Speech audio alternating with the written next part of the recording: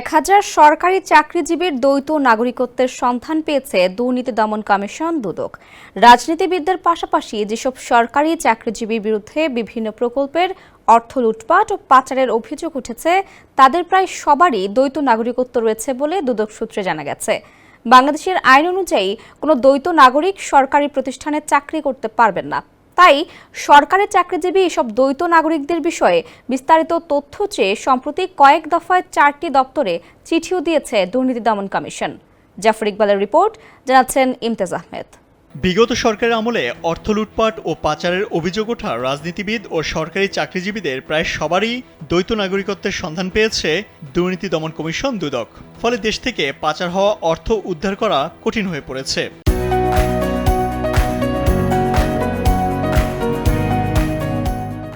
প্রাথমিকভাবে বিভিন্ন দপ্তরে প্রায় 1000 সরকারি চাকরিজীবীকে শনাক্ত করা হয়েছে।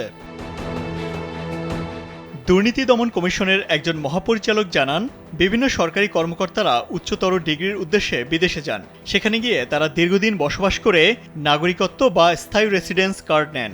এরপর টাকা পয়সা দিয়ে নাম সর্বস্ব একটি প্রতিষ্ঠানের ডিগ্রি কিনে দেশে এসে ছুটি বৈধ করেন। দ্বৈত নাগরিকত্ব থাকা কর্মকর্তাদের তালিকায় কারা আছেন? ক্ষমতাচ্যুত সাবেক প্রধানমন্ত্রী শেখ হাসিনার সাবেক মুখ্য সচিব আহমেদ কায়কাউস, সাবেক মন্ত্রিপরিষদ সচিব কবির বিন আনোয়ার, দুদকের সাবেক সচিব মোহাম্মদ মাহবুব হোসেনেরও দ্বৈত নাগরিকত্ব রয়েছে বলে অভিযোগ পাওয়া গেছে। পুলিশের সাবেক ডিআইজি হারুনুর রশিদ সপরিবারে যুক্তরাষ্ট্রের নাগরিক বলে তথ্য রয়েছে দুদকে। দুদকের সাবেক একজন কমিশনারের দ্বৈত নাগরিকত্ব থাকারও তথ্য মিলেছে।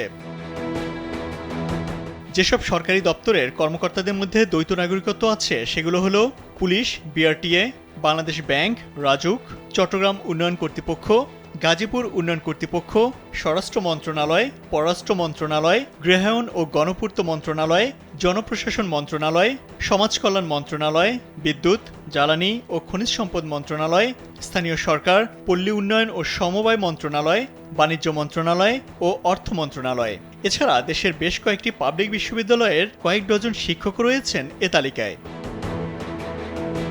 সূত্র বলছে, বিগত সময়ে যারা দেশ থেকে হাজার হাজার কোটি টাকা পাচার করেছেন তাদের প্রায় প্রত্যেকেরই দ্বৈত নাগরিকত্ব রয়েছে। বর্তমানে দেশের বিভিন্ন সরকারি দপ্তরে কর্মরত অথচ বিদেশি নাগরিক আছে এমন অন্তত 1000 কর্মকর্তা রয়েছেন। তাদের বিরুদ্ধে আসা অভিযোগ দুদকের গোয়েন্দা ইউনিট যাচাই বাছাই করছে। ইমতিয়াজ আহমেদ, কালবেলা।